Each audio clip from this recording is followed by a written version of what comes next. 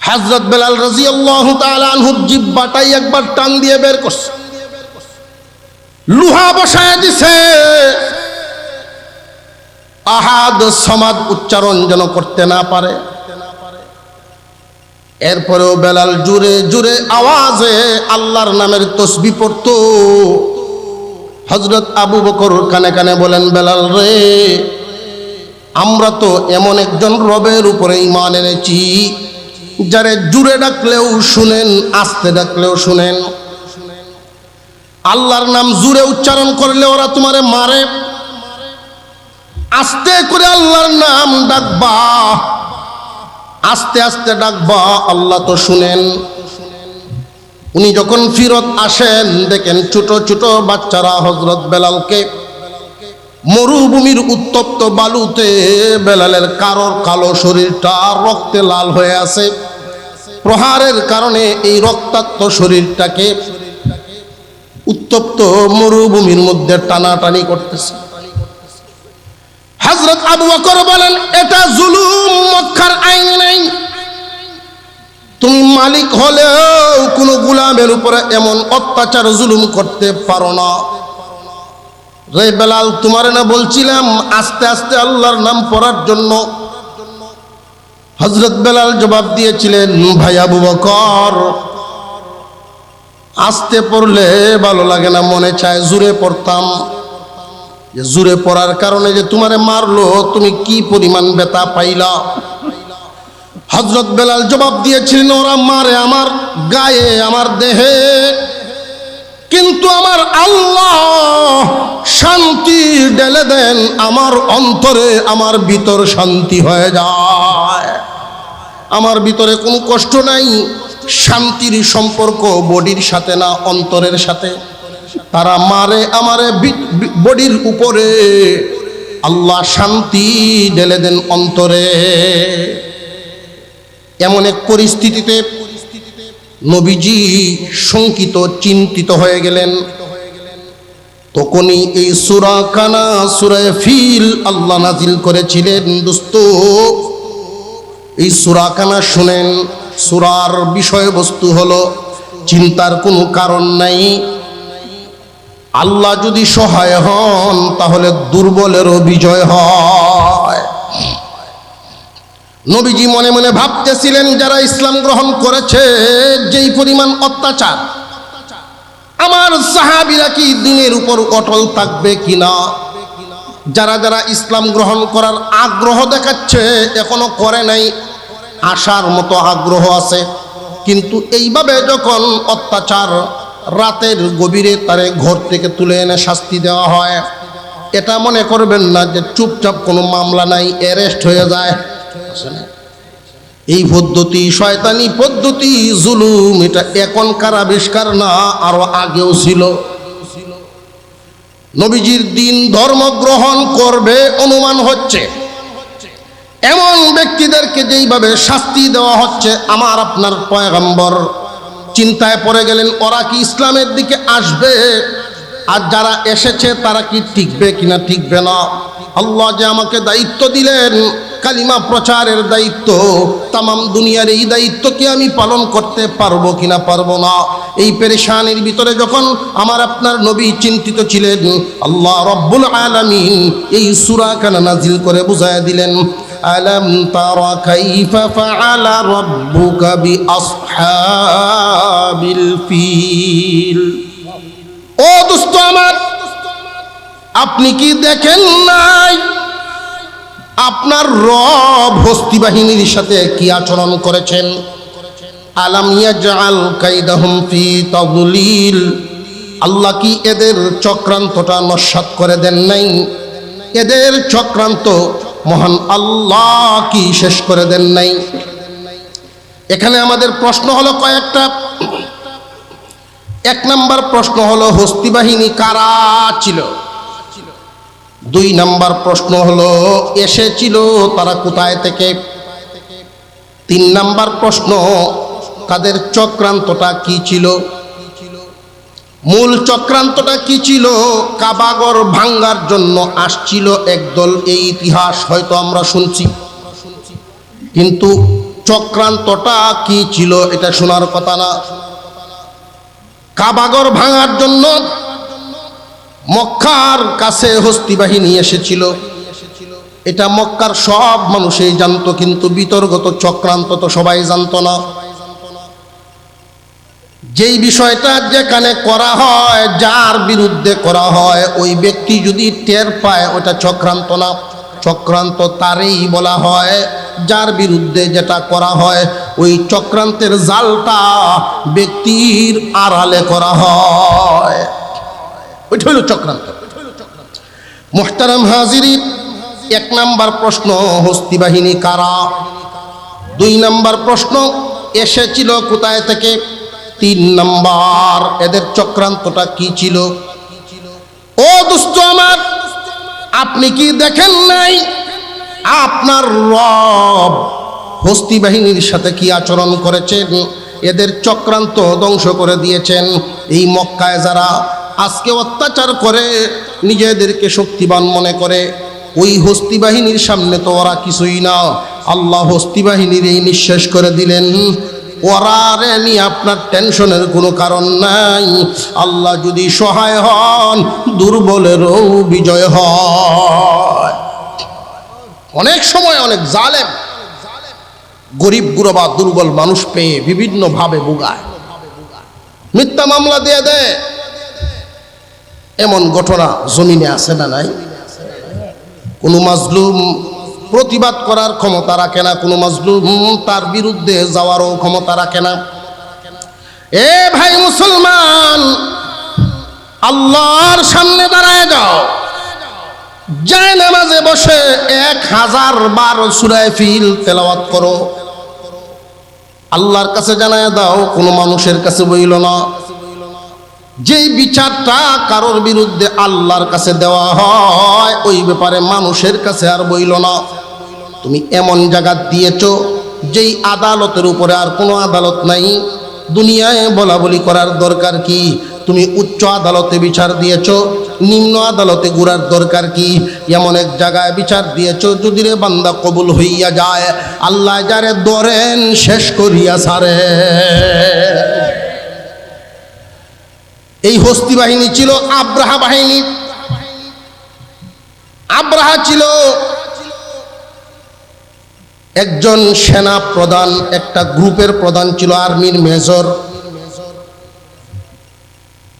নাজ্জাশীর দরবারে থাকতো হাবশার। তখনকার সময়ে হাবশা দেশ মোটামুটি শক্তিশালী দেশ।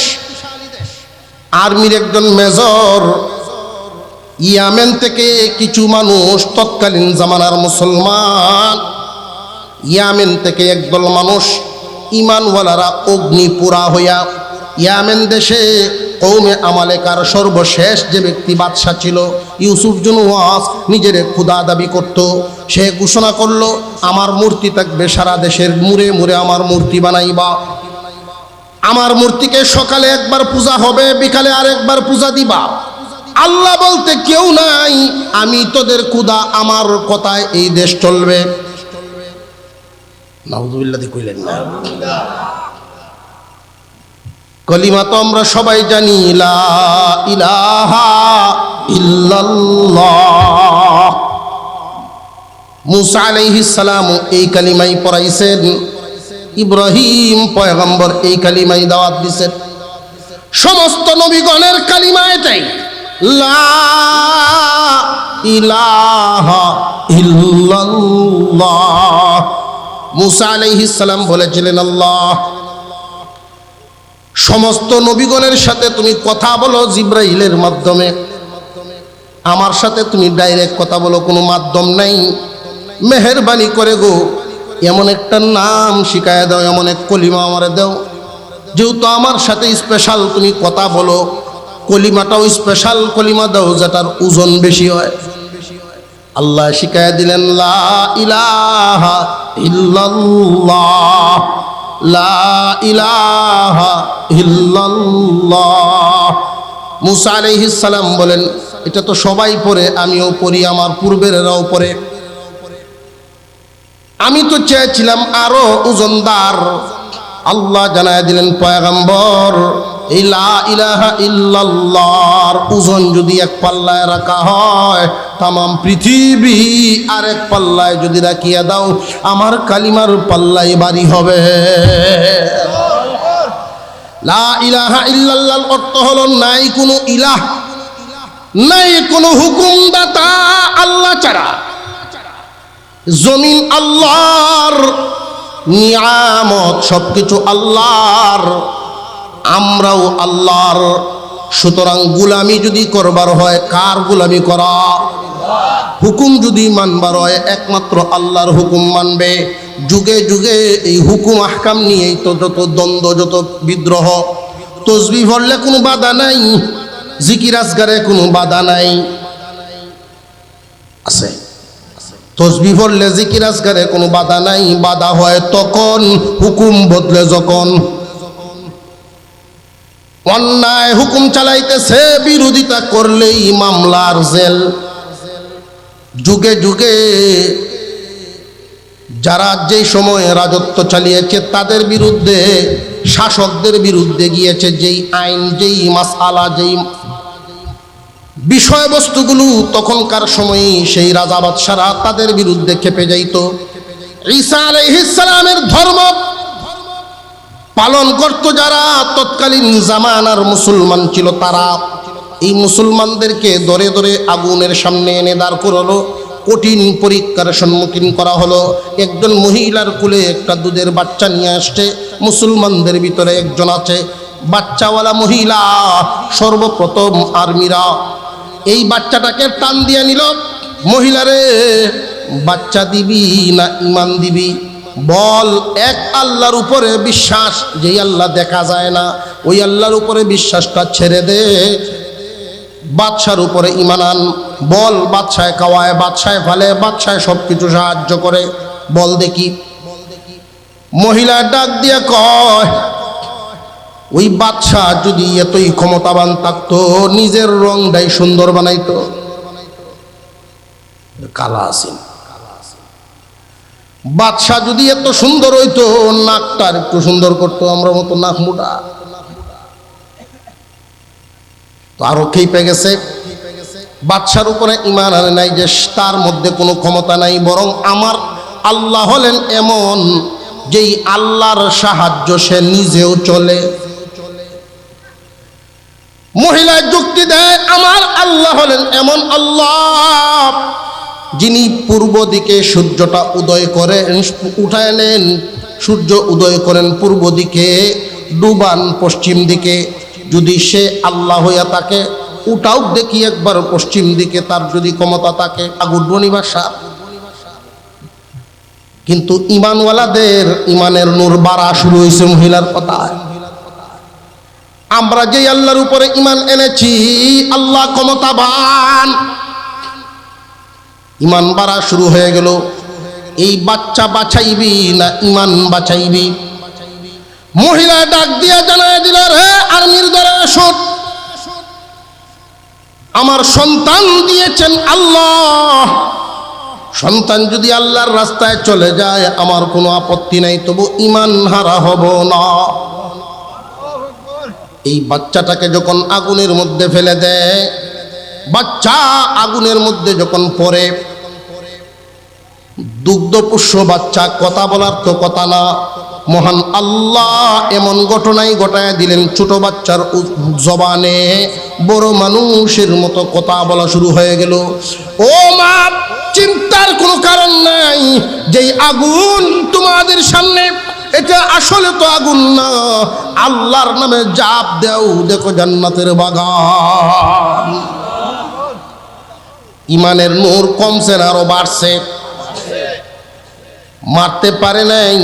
শেষ পর্যন্ত কয়েকজন মানুষ এখান থেকে অর্ধপুরা হয়ে তারা ওই হাবশা দেশে গিয়েছিল, বাকিদেরকে শহীদ করে দিল।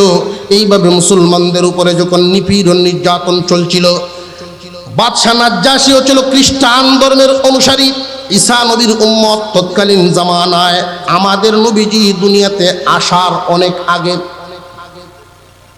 মুহতারাম হাজিরিন, প্রায় 260 বছর আগের ইতিহাস।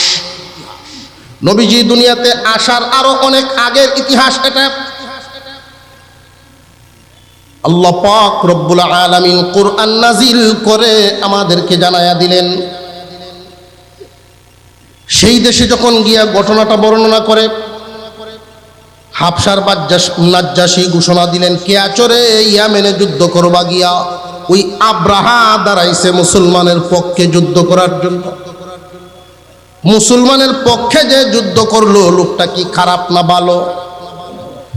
ওই সময় ভালো কাজ করার জন্য পুরস্কার পাওয়ার যোগ্য।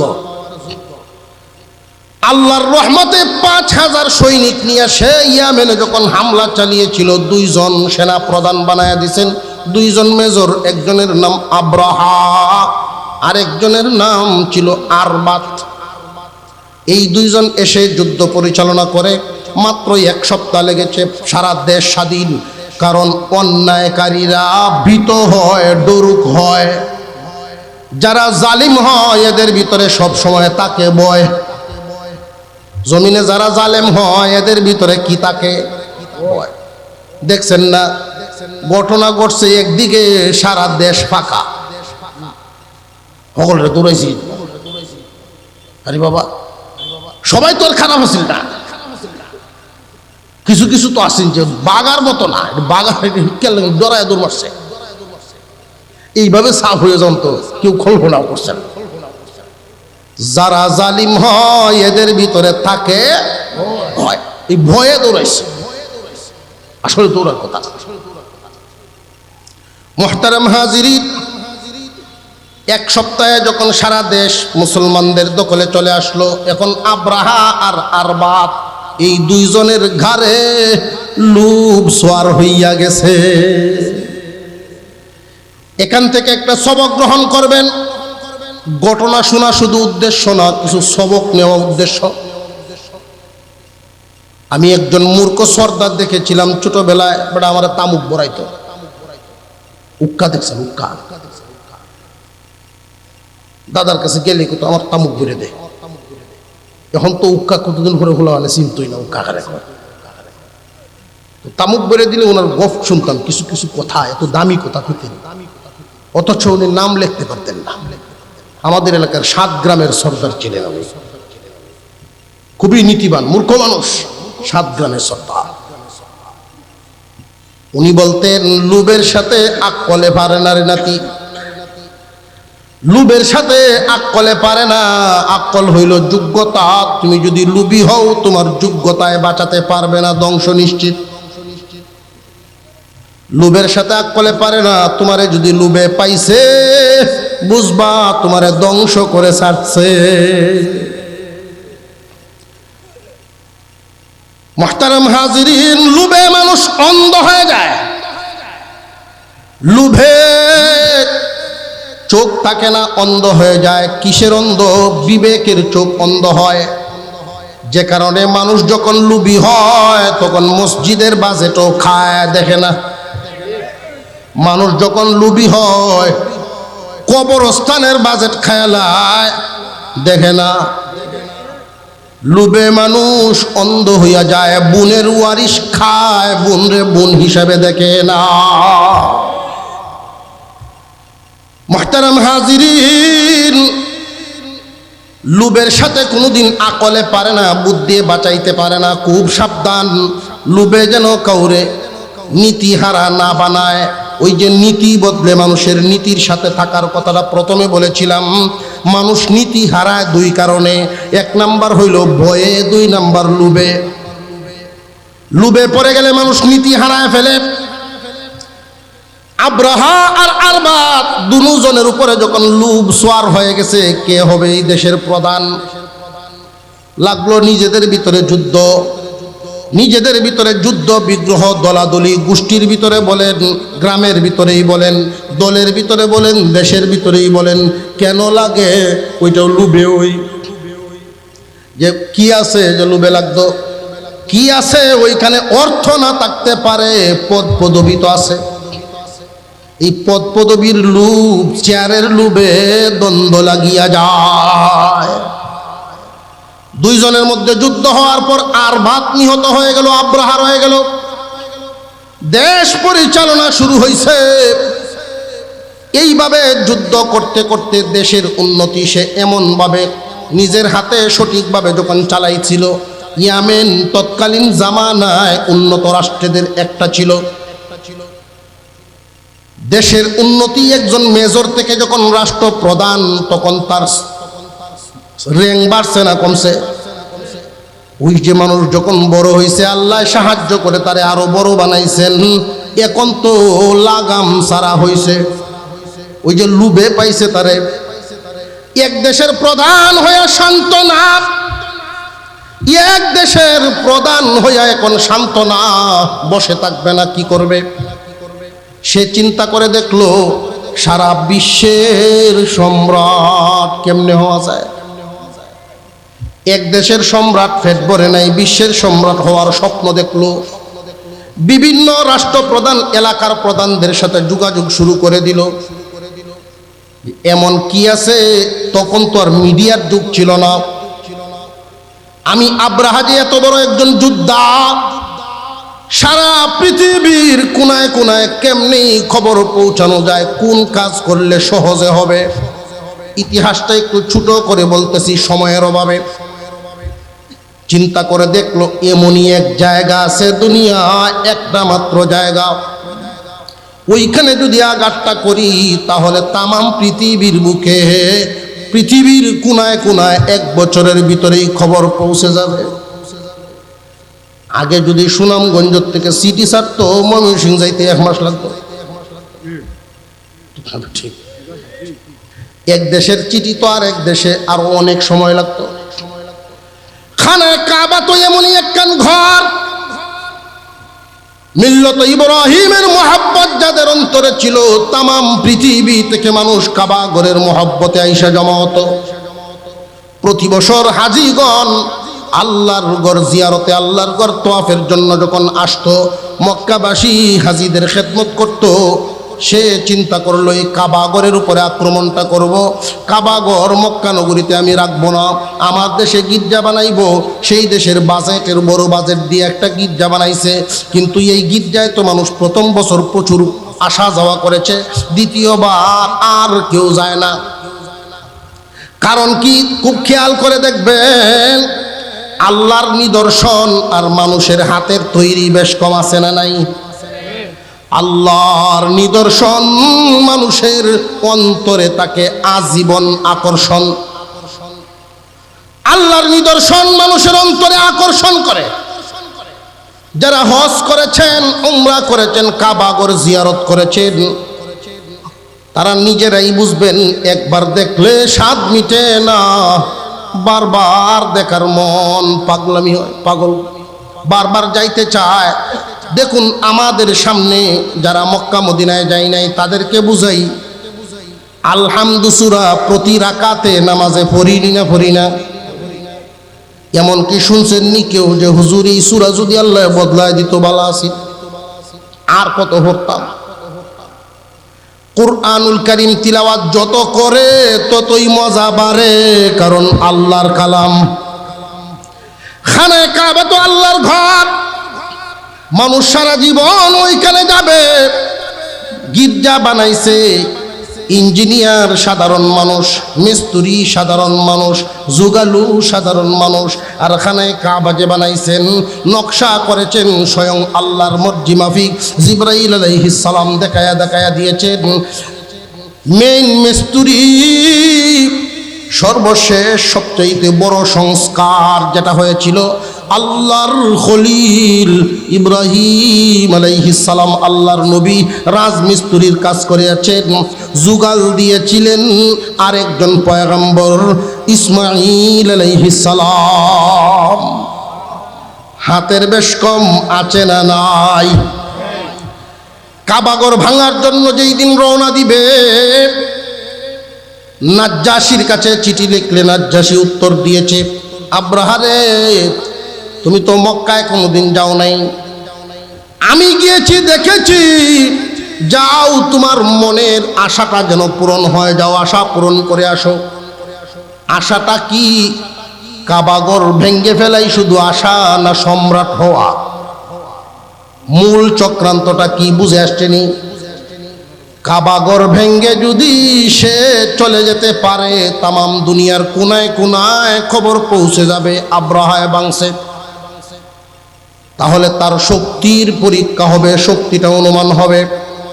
2 নাম্বার, দ্বিতীয়বার হুকুম দিবে এখন হজ পালনের জন্য মানুষ ইয়ামেনে আসবে, মক্কায় আর যাবে না। তার হুকুম মানতে বাধ্য হবে, যারা বিরোধিতা করবে সেই দেশে হামলা হবে। ট্রাম্পের মতো উল্টা পাল্লা করলেই হের উপরে বোমা মারে, রাইট লয়ে যাবো ছুটি বাধ্য করে। মুহতারাম হাজিরিন, মহান আল্লাহ ছেড়ে দেন না, মাঝে মাঝে ছাড় দেন, ডিল দেন, যখন ধরেন একবারে শেষ করিয়া ছাড়েন। যুগে যুগেই দেখে আসছে। আল্লাহ পাক রব্বুল আলামিন লুবিকে পছন্দ করেন না। লুব ডুইকে গেছে, বিশ্বের সম্রাট হবে, বিশ্বের সম্রাট হবে, হও, অসুবিধা নাই, তুমি তোমার লাইনে গিয়া হও। কিন্তু আঘাত করতে চাইতেছে কোন জায়গায়? আল্লাহর গরো। কি করিয়া কি হইতে চায় এবার বুঝেন।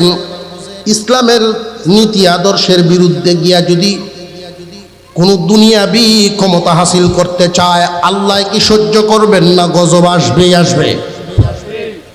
মুহতারাম হাজিরিন, আব্রাহা নাজ্জাশীর কাছ থেকে অনুমতিও পাইল, হাতির একটা বাহিনীও পাইল। একটা হাতি ছিল, এর মধ্যে অনেকটা বড় একটা হাতি। এই হাতির নাম ছিল মাহমুদ। এই হাতির নামেই, হাতির আরবি শব্দের অর্থ হলো ফিল। ফিলের অর্থ হাতি, হাতির আরবি হলো ফিলুন। এই ফিল নামে সূরার নাম করা হয়েছে। মাহমুদ নামক হাতিটার আলাদা বৈশিষ্ট্য ছিল। হাতি নিজের ভাষা তো বুঝেই, মানুষের সাধারণ কথাও বুঝতো। আলাদা আলাদা ভাষা আছে না নাই প্রাণীদের? গরুর ভাষা আছে, দেখবেন যারা গরু লালন পালন করে, শব্দ কি জানি উচ্চারণ করলেই গরুর দৌড়াই। মহিলা মা বোনরা মুরগিরে ডাক দিলে দেখবেন কি যেন একটা শব্দ করে দৌড়াই। প্রাণীদের আলাদা আলাদা ভাষা আছে না নাই? হাতিরও ভাষা আছে, হাতির ভাষা হাতি বুঝতো, মানুষের ভাষাও বুঝতো। আব্রাহা যখন কাবাগর ভাঙার উদ্দেশ্যে রওনা দিবে, বাদশাহ নাজ্জাশী 8টা বড় বড় হাতি দিল। এই 8 হাতির গলায় শিকল বাঁধবা। তৎকালীন জামানায় খানায়ে কাবা মোটা মোটা 8টা ফিলারের উপরে স্থাপিত ছিল। এই কাবাগরের ফিলারগুলোতে শিকল লাগাইয়া একটা টান দিবা, কাবাগর জমিনে দশে ফেলাইয়া দিবা। নাউজুবিল্লাহ কর। মাহমুদ নামক হাতির উপরে সোয়ার হলো আব্রাহা। ইয়ামেনের ভিতরেই অনেক মানুষ কাবাগরের মহব্বত রাখে অন্তরে, মিল্লাত ইব্রাহিমের উপরে মহব্বত রাখে। তারা যখন বিরোধিতা করলো, প্রথমে তাদের উপরে আক্রমণ চালালো। আব্রাহা বাহিনী সামনের দিকে অগ্রসর হয়, যারাই তার বিরুদ্ধে দাঁড়ায় এদের বিরুদ্ধেই তারা যুদ্ধ করে। আর মানুষ কচু কাটার মতো মানুষ মেরে মেরে সামনের দিকে অগ্রসর হওয়া শুরু হয়ে গেল। এর মধ্যে একটা এলাকা ছিল, ওই এলাকার সর্দারের নাম ছিল হানাতা। ওই হানাতা প্রতি বছর কাবাগরে আসতো, হাজিদের খেদমত করত। আল্লাহর গরকে সে খুব ভালোবাসতো, মক্কাবাসীকে ভালোবাসতো। হানাতা বাধা দিল। হানাতার পরিবার পরিজন সব শহীদ করে দিয়েছিল তৎকালীন সময়ে। হানাতারে মারে নাই, আব্রাহায় অর্ডার দিল হানাতা প্রতি বছর মক্কা নগরীতে যায়, রাস্তা তো তার বালা চিনা আছে, তারে রাহাবরি করাও। মাহমুদ নামক হাতিটারে সুরে ধরে ধরে সামনের দিকে নিয়ে যায়, আর হানাতা কান্দে, চোখের পানি সারে আর কান্দে। আল্লাহ, প্রতি বছর যাইতাম তোমার ঘরের হাজিদের খেদমত করার জন্য, আর আজকে আমি রওনা দিলাম এমন একটা বাহিনী নিয়ে, যেই বাহিনী তোমার ঘরের উপরে আক্রমণ করতে যায়। আমি হানাতা সব হারায় ফেললাম, আমার স্ত্রী মারলো, সন্তান মারলো।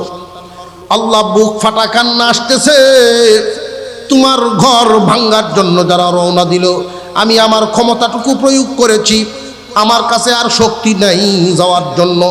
ও মাবুদ, যদি তুমি এই জালিমদের বিচার করো, আমি এদের কেউ না, আমি নিরুপায়। চোখের পানি ছাড়ে আর কান্দে, সামনের দিকে যায়। কিছুক্ষণ পর হানাতার মাথায় এক বুদ্ধি এসেছে। মক্কা নগরীতে পৌঁছার যত রাস্তা, এর মধ্যে একটা রাস্তা হলো তায়েফ হয়ে ঘুরে যাই। তায়েফে তৎকালীন সময়ে একজন বিচক্ষণ মানুষ থাকতেন, তায়েফের সর্দার। তায়েফের সর্দার ছিল তৎকালীন সময়ে আবু রিগাল। খুব বিচক্ষণ মানুষ, খুব বুদ্ধিমান মানুষ। সর্দার কি সব মানুষ সমান বুদ্ধিমান নি? অনেক সর্দার আছে লেখাপড়া কম কিন্তু বুঝে অনেক, লেখাপড়া করিয়াও তাদের সাথে বুদ্ধি কাটায় পারা যায় না, এমন মানুষ আছে না? আবু রিগালের কাছে আশা নিয়ে গেল। কাবাগরের খুব কাছাকাছি শহর হলো তায়েফ। তায়েফের সবজি মক্কার বাজারে বিক্রি হয়, কত কাছাকাছি শহর। আবু রিগাল যদি বুদ্ধি কাটায় কোনো রকম আব্রাহাকে ম্যানেজ করে ফিরায় দিতে পারে, কাবাগরের উপরে তো আর আক্রমণ হলো না।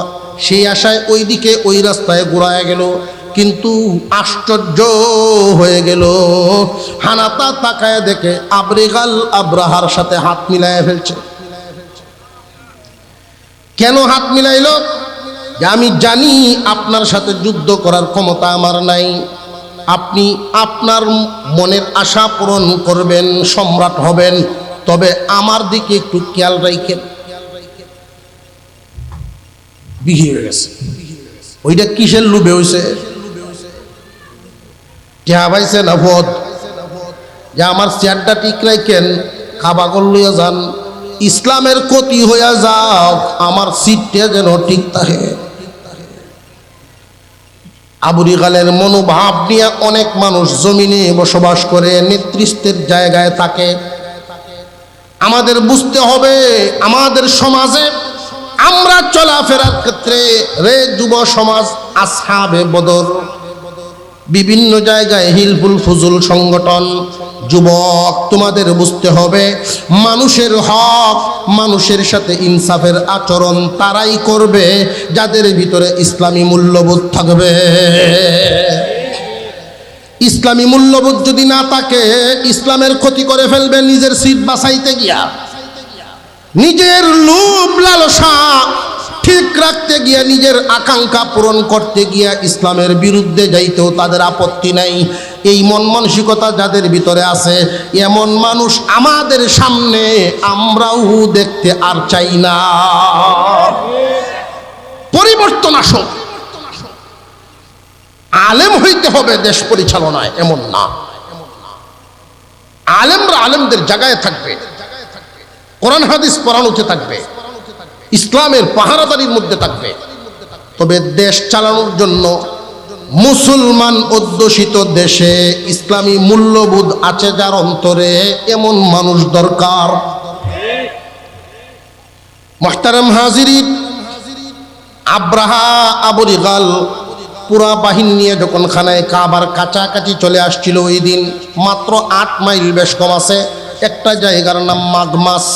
ওই মাগমাস জায়গাটার নাম, ওইখানে আরববাসীরা, কুরাইশবাসীরা পশু লালন পালন করে, চারণ ভূমি, ওইখানে তাবু গেড়েছে তারা।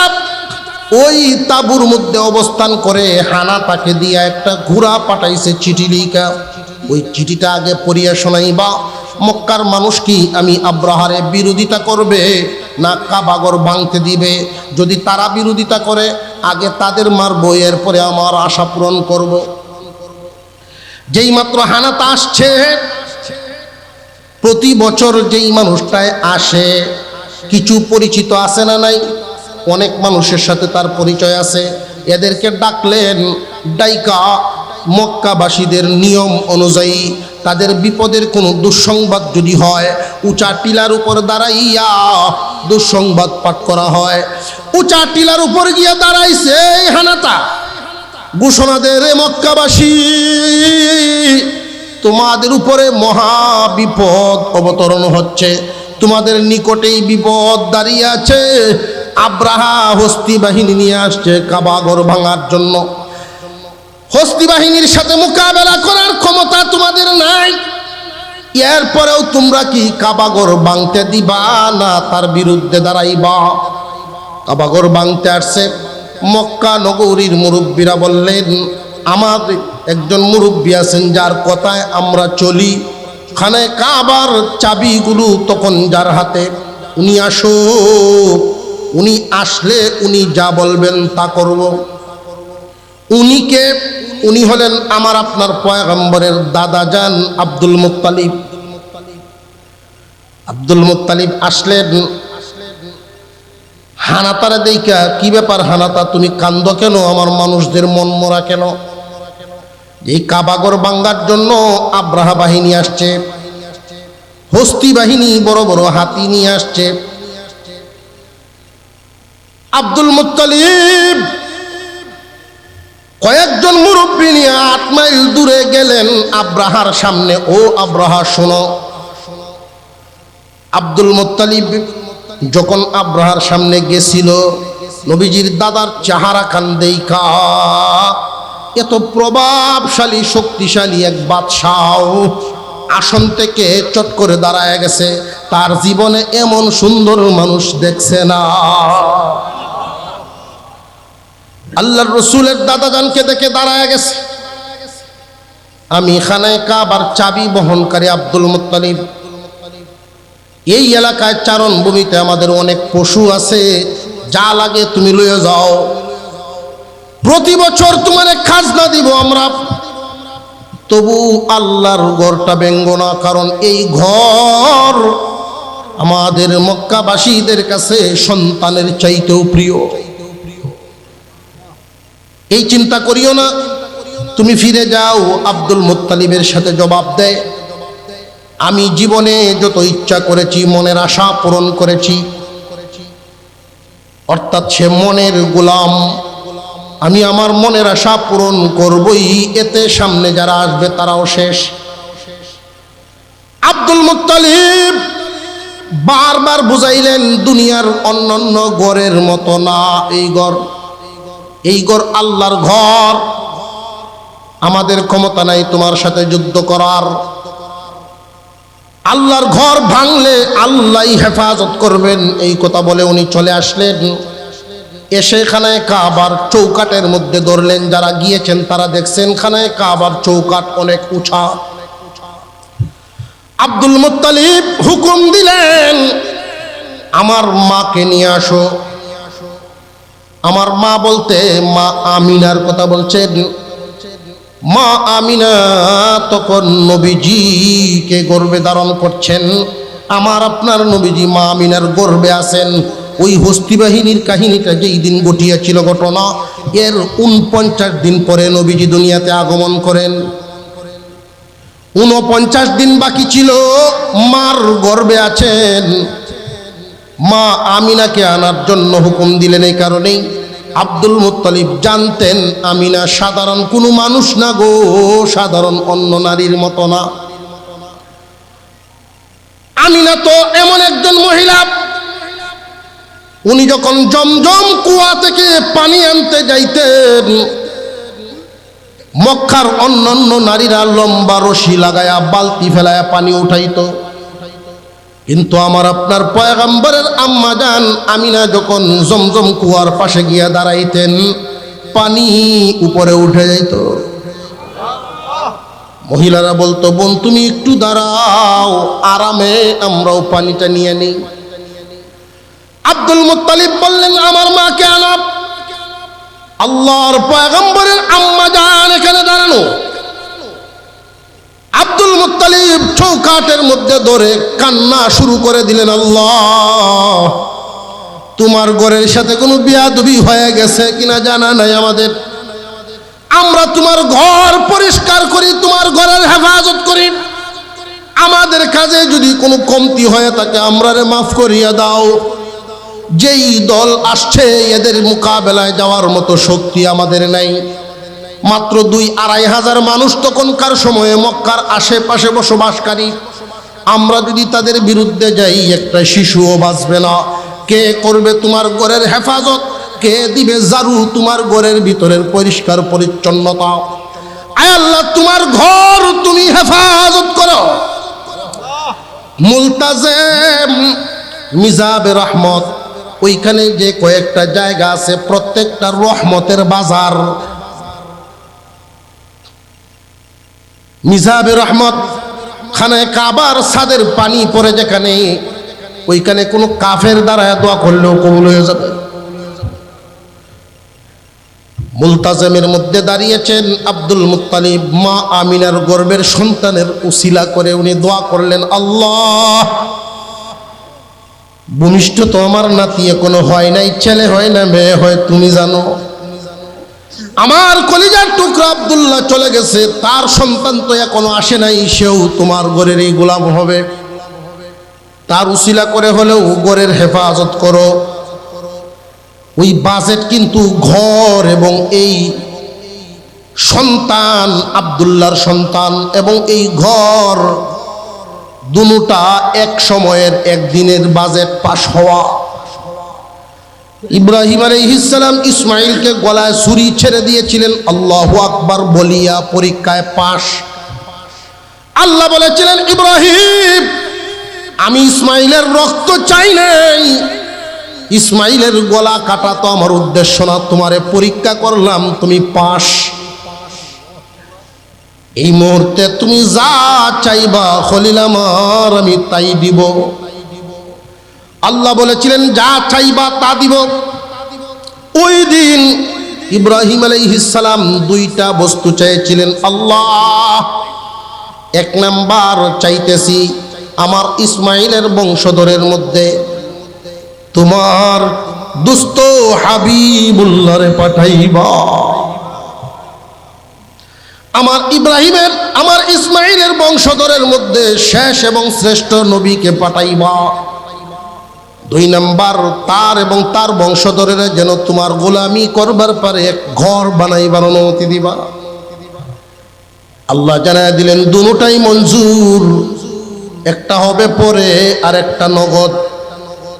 নগদ জিবরাইল আলাইহিস সালাম নকশাটা দেখায় দিলেন, এইখানেই মাটির নিচে চাপা পড়ে আছে নূহ পয়গম্বরের প্লাবনের বেলায় আল্লাহর ঘর এখানে স্থাপিত করা আছে, ফাউন্ডেশন গাড়া।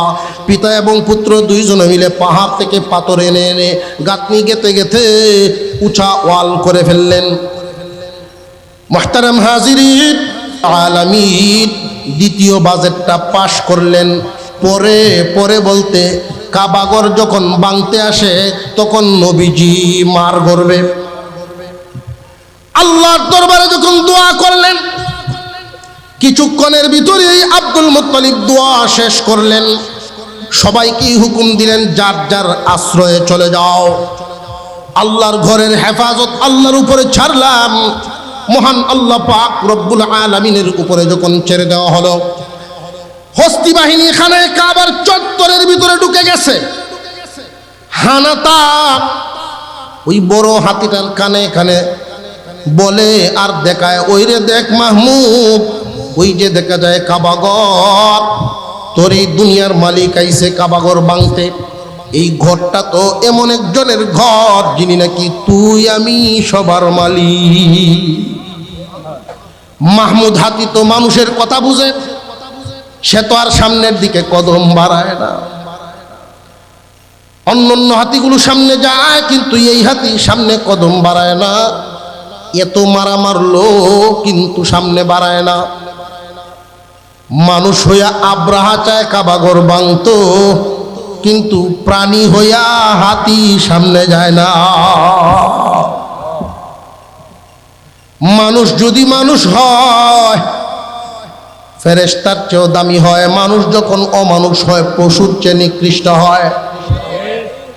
আল্লাহ পাক আযাব নাযিল করে দিলেন। সাগরের দিক থেকে একটা আওয়াজ, শনশন শনশন করে আওয়াজ। এই আওয়াজ কেউ বাড়ায় নাই, কেউ বাজায় নাই। প্রত্যেকে আসলো, হঠাৎ করে দেখে খানায় কাবার আশপাশ কালো ছায়া, যেইভাবে শ্বাস বাজলে এইভাবে কালো ছায়ায় ভরে গেছে। তাকায় দেখে এমন এক পাখি বাহিনী, যেই বাহিনীটা একটা পাখি সামনেও যায় না। মনে হচ্ছে কে যেন বিশেষ প্রশিক্ষণ দিয়ে এদেরকে পাঠিয়েছে।